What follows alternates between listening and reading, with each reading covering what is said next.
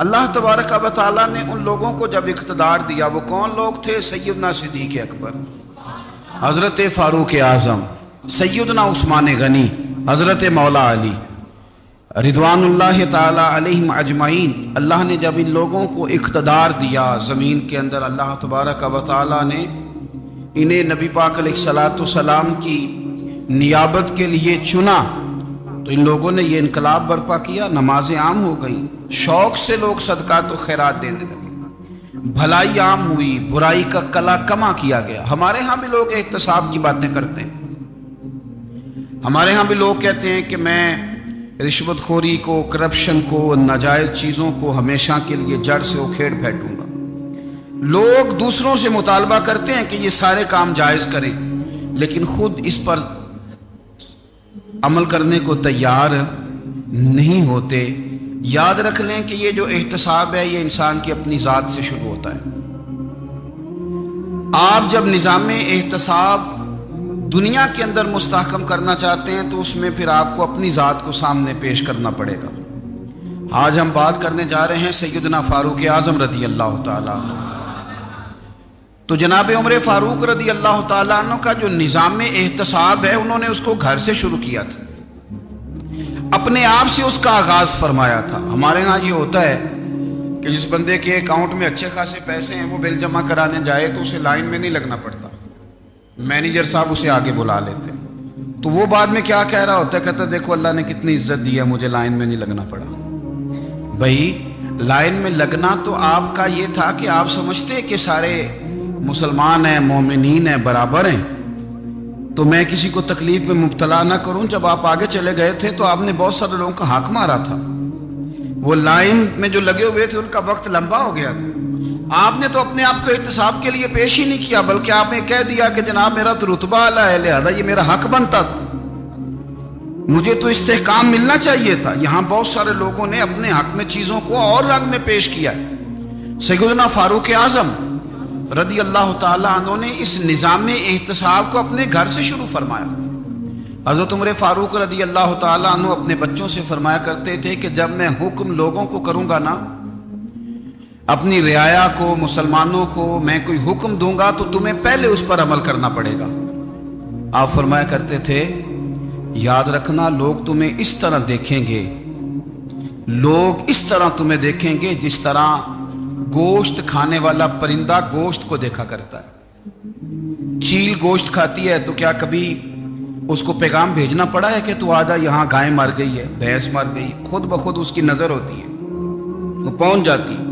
جناب عمر فرمانے لگے میرے گھر والوں، میرے بیٹوں، میری بیٹیوں، میری اہلیہ، لوگ تمہیں اس طرح دیکھیں گے جس طرح گوشت کھانے والے پرندے دیکھتے ہیں، لہذا میں جب کسی کو عمل کروں تو پہلے تمہیں اس پر عمل کرنا پڑے گا جب میں کسی کو حکم دوں۔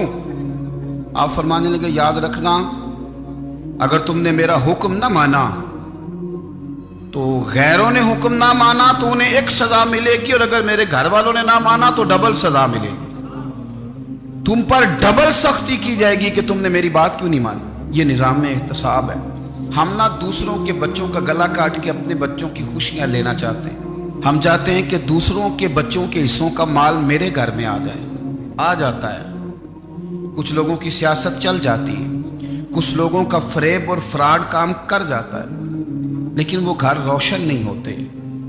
ان گھروں میں پیسہ ہوتا ہے پر قرار رخصت ہو جاتا ہے، ان گھروں میں آسانیاں اور وسعتیں تو آ جاتی ہیں لیکن ایک دوسرے کا احترام ختم ہو جاتا ہے۔ سیدنا فاروق اعظم رضی اللہ تعالیٰ عنہ کا یہ طریقہ تھا کہ وہ اپنے بچوں پر سختی کرتے۔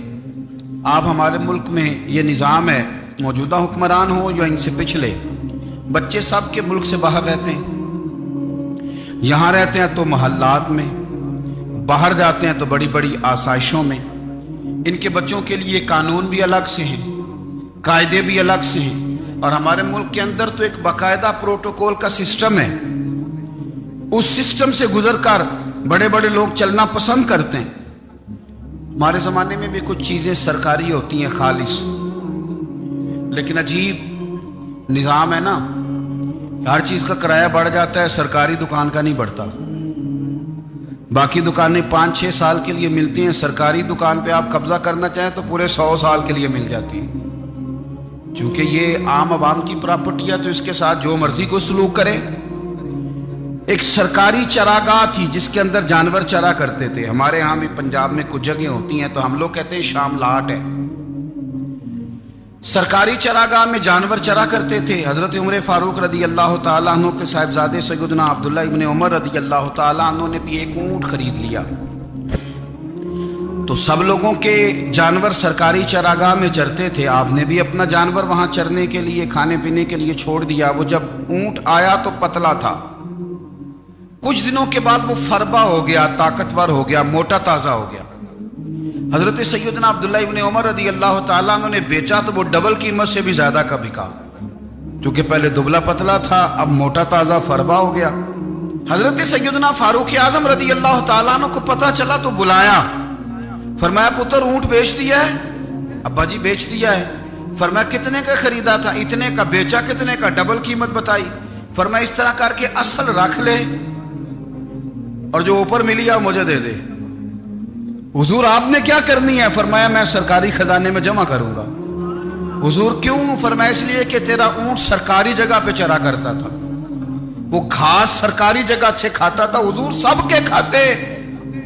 حضرت عبداللہ ابن عمر کہنے لگے سب کے کھاتے ہیں۔ آپ فرمانے لگے تو سب میں شامل نہیں ہے، تو امیر المومنین کا بیٹا ہے، تجھے میں یہ حق نہیں دے سکتا، تیرے اوپر تھوڑی سختی زیادہ کی جائے گی، تجھے یہ حق نہیں ملے گا۔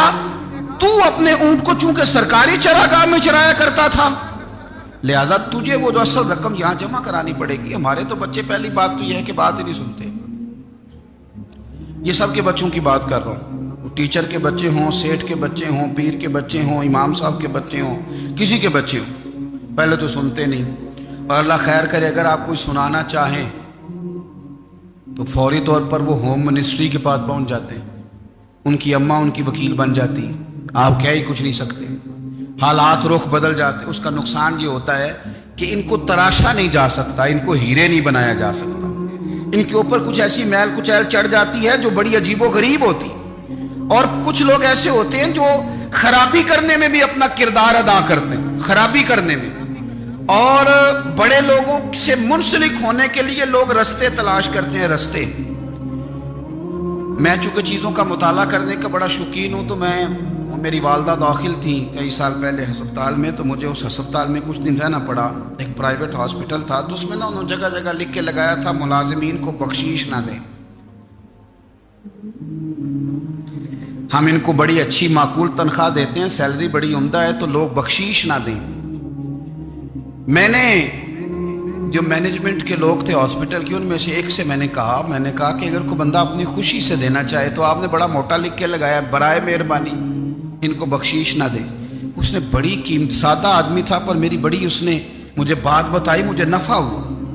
کہنے لگے مولوی صاحب جب کچھ امیر لوگ ہسپتال میں مریض لے کے آتے ہیں تو وہ صفائی والے کو پہلے ہی 500 روپیہ دکھا لیتے ہیں آتے ہی، پھر وہ جیسے آواز دیتے ہیں صفائی والے فٹافٹ اندر آتے ہیں، ان کا کمرہ صاف کرتے ہیں۔ تو سارے تو بیچارے اتنے مالدار نہیں ہوتے کہ آتے ہی پہلے کام والے کو 500 دیں۔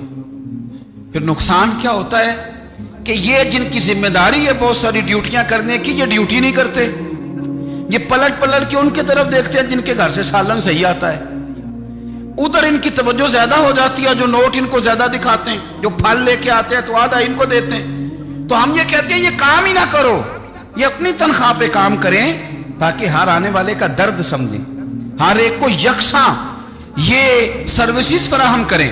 تو ہم یہ کام کرتے ہیں، ہم ایم پی اے کے اور کسی سے ہمارا تعلق نہ بنے تو ہم جناب اس کے ڈرائیور سے ہی تعلق بنا لیتے ہیں، ہم وہ جو آپریٹ کرنے والا ہوتا ہے ٹیلی فون اسی سے بڑا تعلق بناتے ہیں، اس کو مٹھائی کا ڈبہ جلدی پہنچا دیتے ہیں۔ تو اسی طرح سے بڑے لوگوں کی اولادوں کو بگاڑا جاتا ہے۔ حضرت عاصم بن عمر رضی اللہ تعالیٰ عنہ، یہ سیدنا فاروق اعظم کے بیٹے تھے، مصر گئے تو لوگوں کو پتا چلا حضرت عمر کے بیٹے آئے، لوگوں نے تحفے دیے، بڑی بڑی چیزیں آپ کو دی، حضرت عمر کا بیٹا آیا، بڑے گفٹ دیے۔ تو صاحبزادے واپس آئے تو ان کے پاس بڑے تحائف تھے۔ سیدنا عمر فاروق رضی اللہ تعالیٰ عنہ نے دیکھا تو فرمایا ادھر لانا تحفے، कहा बड़ी लोगों ने मुझे दिए हैं। फरमाया तूने क्यों बताया था कि मैं अमीरुल मोमिनीन का बेटा हूं? कहा हुजूर उनको वैसे ही पता चल गया। फरमाने लगे पुत्र ये तोहफे तुम्हें इसलिए मिले हैं कि तुम अमीर के बेटे हो, ये तोहफे तुम्हारा हक नहीं, क्योंकि तुम्हें इस कुर्सी की वजह से मिले हैं और ये कुर्सी मुसलमानों की है, लिहाजा ये हक भी मुसलमानों का ही है। ये ला सारे माले गनीमत में जमा किए जाएंगे। आप अपने घर से जब एहतसाब शुरू करते हैं, अपने घर से, और ये याद रखें ये जो लोग आते हैं आपके बच्चों को नवाजने के लिए, ये उन्हें खराब करते हैं, बिगाड़ पैदा करते हैं, ये अजीबो गरीब सी चीजों में मुब्तला कर देते हैं, बच्चों का नुकसान होता है कल कलाम। फिर जो शापर अच्छा लेके आए पीर साहब के बच्चे जरा उससे प्यार से मिलते हैं, नुकसान हो जाता है, ये दस्ते नगर हो जाते हैं, ये लोगों की तरफ जीते हैं, दूसरों पे डिपेंड करने लगते हैं।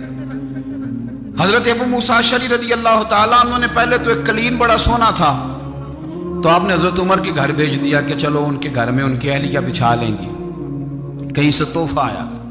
फिर वो जिस कमरे में माले गनीमत और खजाना रखा जाता था उसकी सफाई कर रहे थे तो एक दिनार मिल गया, तो वो दिनार बच्चे सारे जा रहे थे, तो उनमें से हजरत उमर के एक बेटे को छोटे को बुलाया और बुला के कहा पुत्र ये दिनार ले लो।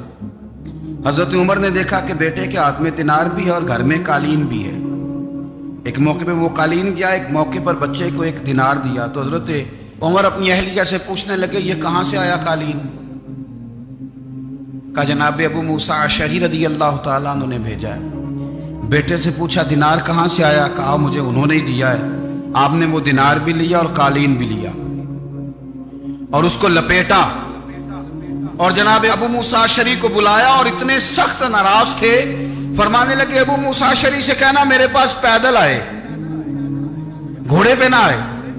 और जब आए हजरत अबू मूसा अशअरी तो जनाब उमर इतने नाराज हुए कि वो कालीन लपेट के तो उनके सर पे मार दिया। फरमाने लगे पकड़ो अपना दिनार, तुम्हें पूरे मदीने में मेरे बेटे के अलावा कोई और नहीं मिलेगा जिसे तुम खराब कर सको। मेरा पुत्र ही मिला था बिगाड़ने के, किसने इजाजत दी तुम मेरे बेटे को दिनार दो? क्यों लाए तुम मेरे घर में कालीन? हजरत उमर फारूक रज़ी अल्लाह ताला अन्हु फरमाने लगे मैं जमीन पे सोने का आदी हूं, जमीन चटियल भी हो तो रब का बंदा बन के सोता हूं तो अल्लाह मुझे आराम और सुकून की नींद अता फरमा देता है। मुझे तुम्हारे मखमलों की और कालीनों की जरूरत नहीं है। एहतसाब यहां से शुरू होता है भाई। यहां हम ना अपने घर में बैठ के मायूस मायूस बातें करते हैं और फलाने के बच्चे कहाँ पहुंच गए, फलाने के बाद बड़ा पैसा आ गया, मैं कच्चे मकान में रहूं, मैं ये करूं, देखो मुझे नहीं सूली। ये तो आप मायूसी वाली बातें कर रहे हैं, ये तो आप कमजोर बातें कर रहे हैं। ये तो इस तरह की बातें तो हारे हुए लोग करते हैं। इस तरह का लबो लहजा तो उन लोगों का होता है जो एहसासे कमतरी का शिकार होते हैं। ये आपने किस तरह का लबो लहजा अपने बच्चों को आप भिखारी बना रहे हैं ताकि दूसरों को देखें तो मायूस हो जाएं? उठ बांध कमर क्यों डरता है, फिर देखो खुदा क्या करता है। आपका जो एहसास है वो इतना खूबसूरत हो, आपके लहजे के अंदर इसके अंदर ठहराव हो, आपको इत्मीनान आ चुका हो, और आपके बच्चे कभी भी कंपैरिजन ना करें अपना किसी के साथ, कभी भी उन्हें करने ना दें। आप कभी वो कभी ये बात ना करें कि फलाने ज्यादा अच्छा खाते पीते हैं तो हम किधर हैं, करने ना दें। उन्हें बताएं कि बेटा अपनी मट्टी पे चलने का सलीका सीखो, संगे मरमर पे चलोगे तो फिसल जाओगे।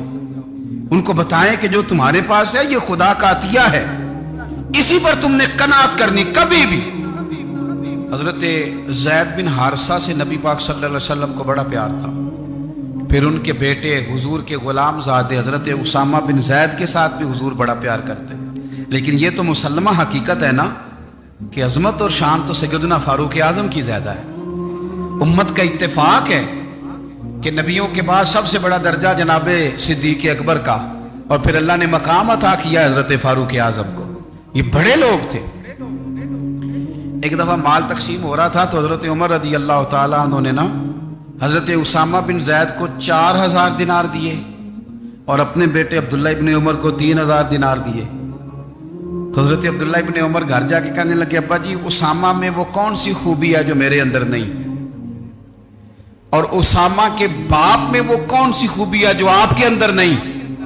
तो हजरत उमर की आजिज़ी देखिए हालांकि बिल इत्तेफाक दुनिया जानती है कि जनाब उमर फारूक रदी अल्लाह ताला अन्हु अफजल हैं, फिर भी पता अपने बेटे से क्या कहते हैं? फरमाते हैं, और सुन यार, वो खिदमत गुजार हैं नबी पाक के, वो भी हुजूर के घर में ड्यूटी करते, नौकरी करते, और इनके बेटे भी हुजूर की नौकरी करते, ये खिदमत गुजार हैं। फरमाने लगे, अगर तूने पूछ लिया तो सुन, फिर मेरी तो राय ये है कि तेरे से ज्यादा उसामा बिन जैद हुजूर की नजर में प्यारे हैं, और उसामा का बाप तेरे बाप से ज्यादा नबी पाक का प्यारा है।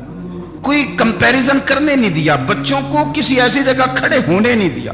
फरमाया ये वजह है, ये अंदाज है कि तू ज्यादा प्यारा है। हजरत उमर फारूक रदी अल्लाह ताला अन्हु पसंद नहीं करते थे, जरा बराबर भी पसंद नहीं करते थे कि कोई शख्स और माल आता तो अपने रिश्तेदारों को नवाजने से बचते। माले गनीमत आता है ना, हमारे यहाँ तो अल्लाह खैर करे, जब कोई बंदा काउंसलर बनता है, चेयरमैन बनता है, तो ठेका किसको देता है? कोई चलो भतीजा मिल जाए, कोई भांजा मिल जाए, कोई छोटा भाई, उसे भी काम मिल जाता है साथ। नवाजने पे लोग आते हैं तो वो तलाश करते हैं कि कहाँ कहाँ को मेरा है, वो टेंडर ही उनके नाम के पास होते हैं जिनकी तरफ जरा नजर करम ज्यादा होती। हजरत उमर फारूक माल तकसीम कर रहे थे तो बेटी आगे कहने लगी, अब्बा जी रिश्तेदारों का भी हक होता है, आप सबको देते हैं, आपके अपने आपके करीब ही नहीं आते। तो हजरत उमर फारूक ने क्या लफ्ज कहे, क्या हकीकत है, क्या हुसन है। फरमाने लगे, पुत्र ये माल तेरे बाप का नहीं, मुसलमानों का है। जब तेरे बाप का जाती माल होगा तो अपने रिश्तेदारों को देगा, ये मुसलमानों का माल है, ये उसी हिसाब से तकसीम होगा जो अदल का हिसाब है, जो तराजू ठीक है। फरमाया तू मुझे ये मशवरा ना दे, ये मुसलमानों का माल। यहां से निजाम में इख्तिसाब शुरू होता है, यहां से इंसान आगे बढ़ता है, और फिर कोई तकल्लुफ नहीं किसी पर। हजरत उमर का कोई छोटा है या बड़ा है। हजरत अबू सुफियान रदी अल्लाह ताला अन्हु सरदार रह चुके हैं मक्के के, बड़े आदमी, लेकिन निजाम में एहतसाब में कोई छोटा बड़ा नहीं होता। हजरत उमर फारूक मक्का मुकरमा गए तो लोगों ने कहा, हुजूर जनाब अबू सुफियान ने ना गली में पत्थर रखे और बहुत सारे लोगों को रस्तों में तकलीफ हो रही है। तो हजरत अबू सुफियान रदी अल्लाह ताला अन्हु से भी लोग कह देते तो वो भी उठा देते, लेकिन लोगों ने, चूंकि वो सरदार थे, बड़े थे, तो लोगों ने उनसे कहा नहीं।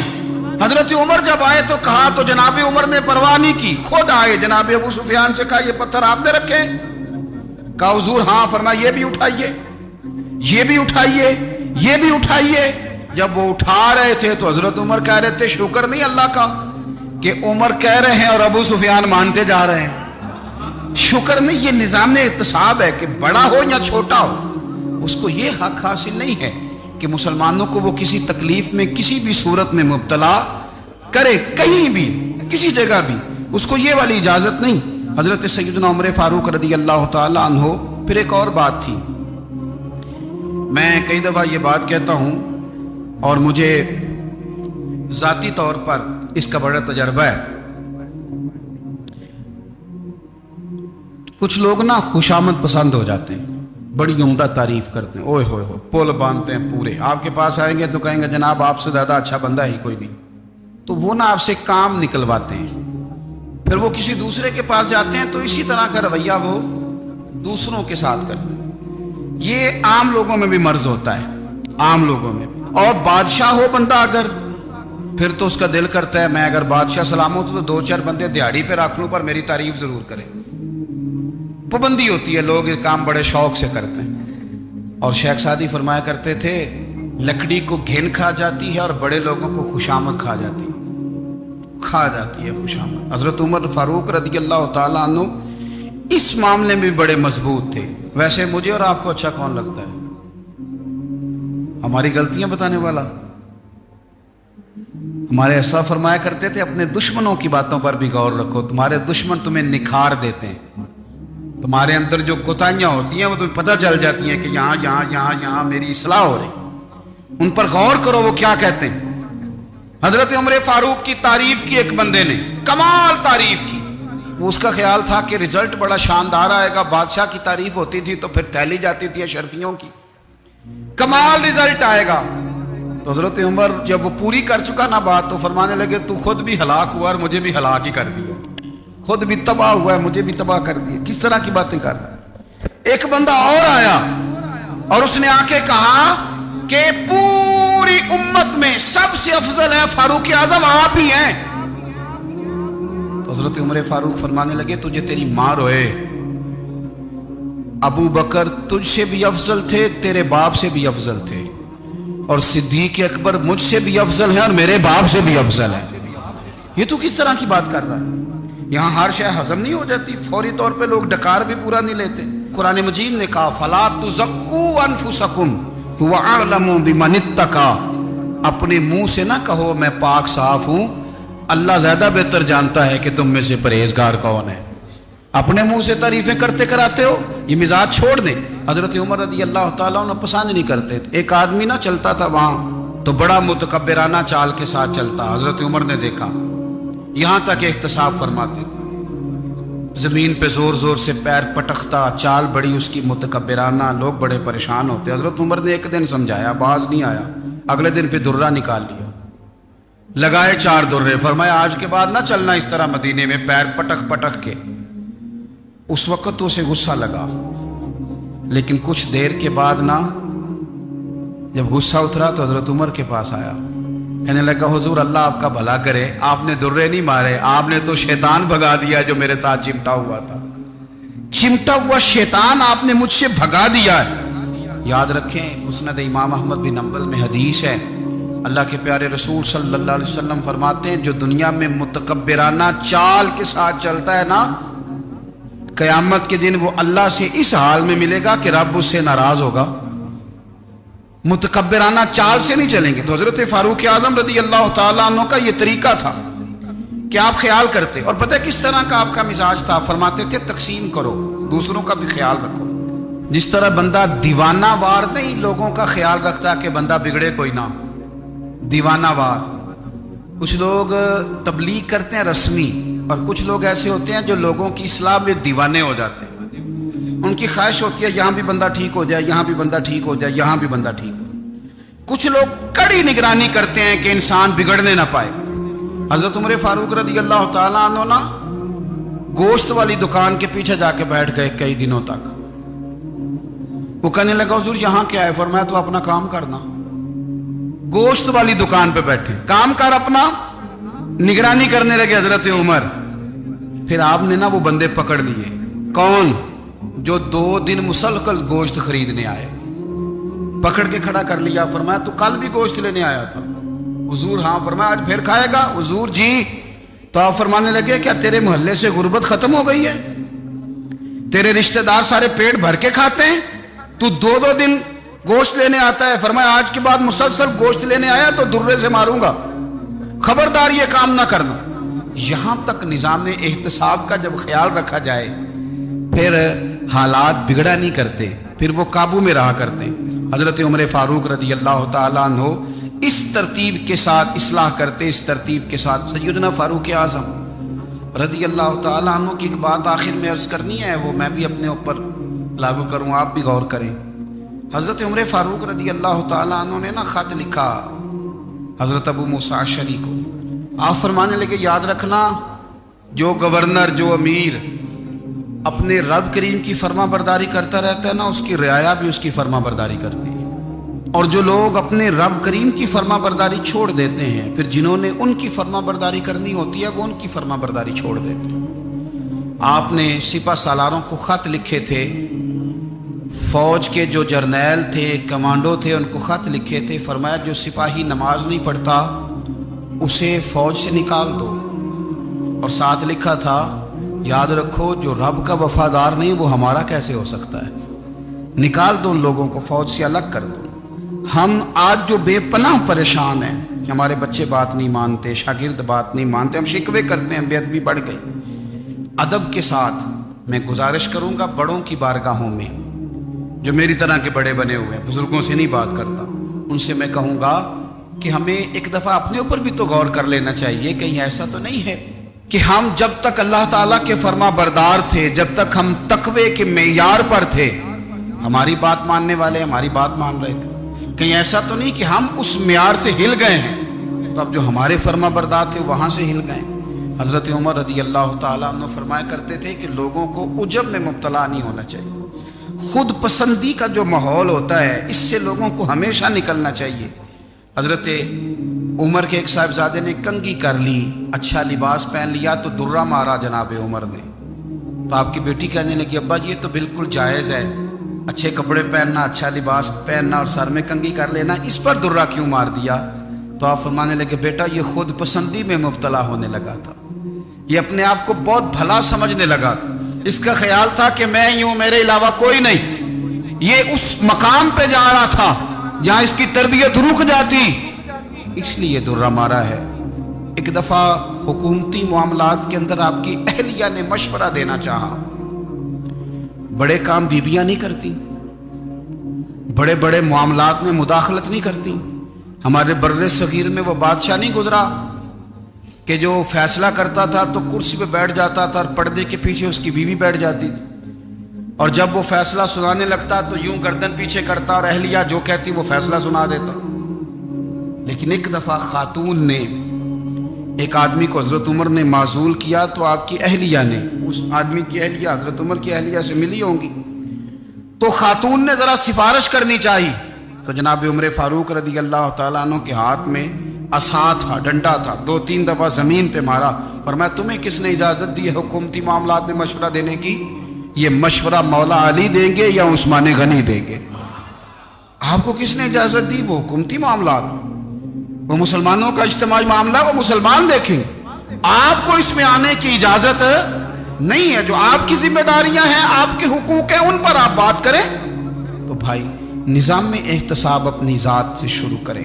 ہماری اولادیں، ہمارے بچے، وہ باہر سے انہوں نے زیادہ اثر نہیں لیا، ہم نے انہیں بتایا ہے کہ ہم بڑے غریب ہیں، ہم بڑے مجبور ہیں، ہم تو بڑے کمزور ہیں، ہماری تو سنتا کوئی نہیں، یہ تو امیروں کا ملک ہے، اس میں تو فلانے کو اہمیت حاصل ہے۔ ان باتوں نے ہمارے بچوں کو کمزور کیا ہے، ان باتوں نے ہمارے بچوں کے دلوں میں احساس کمزوری پیدا کیا ہے۔ آپ ان کو جینا سکھائیں، آپ ان لوگوں کو بتلائیں کہ رب کریم نے جو تمہارے لیے بہتر سمجھا وہ تمہیں اپنے فضل سے بڑا عطا فرمایا ہے۔ آپ ان کو ان کے مقام پر رہ کر خوددار اور قناعت پسند ہونا سکھائیں، آپ یقین کریں گھر امن والا بن جائے گا۔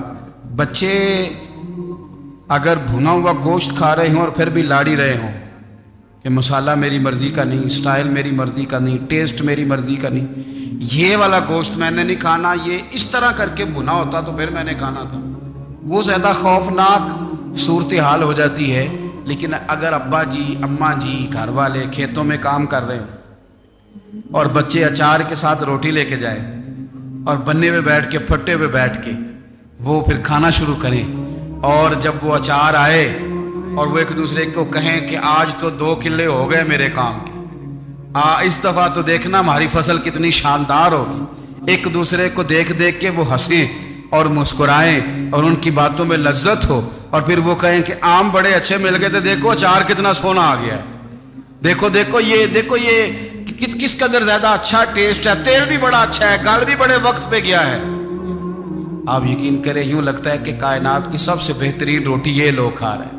یہ سوچ حضرت عمر نے ہمیں دی ہے، یہ فکر جناب عمر نے ہم تک پہنچائی ہے۔ اللہ ہمیں سمجھنے کی توفیق عطا فرمائے۔ آخر دعوایا ان الحمدللہ رب العالمین۔ بول اٹھا کافر، بول اٹھا، اگر 6 مہینے عمر دنیا میں اور رہتے تو دنیا میں کوئی کافر موجود نہ ہوتا۔ 6 مہینے، اور جب اس بطل جلیل کا جنازہ اٹھا، اللہ بخاری پڑھیے نا، اللہم ارزقنا شہادت فی سبیلک، اللہ بسترے کی موت نہ دینا، شہادت کی دینا۔ عمر شہید ہوئے، مسجد نبوی میں نماز پڑھاتے، اور جب جنازہ اٹھا تو مدینے کا پھر پیچھے جو دلیر بچے وہ مولا علی تھے۔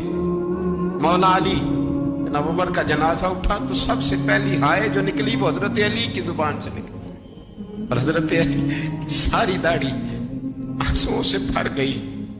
لوگوں نے کہا کہ علی کیا ہوا؟ فرمانے لگے تم دیکھ نہیں رہے جنازہ کس کا اٹھا ہے؟ پلٹ کے دیکھو تو صحیح، پتہ نہیں یہ کون گیا ہے؟ کہ حضور کیا ہوا؟ اب فرمانے لگے عمر اس طرح کے کام کر کے گیا ہے، اب ان کے رستوں پہ کون چلے گا؟ کون اس کے جگر راہ وفا میں میں نقش ایسے چھوڑ آیا ہوں، میں جس منزل سے گزرا ہوں وہ اب تک یاد کرتی ہے۔ حضرت علی حضرت عمر کے جنازے پہ کھڑے ہو کے کہتے ہیں اللہ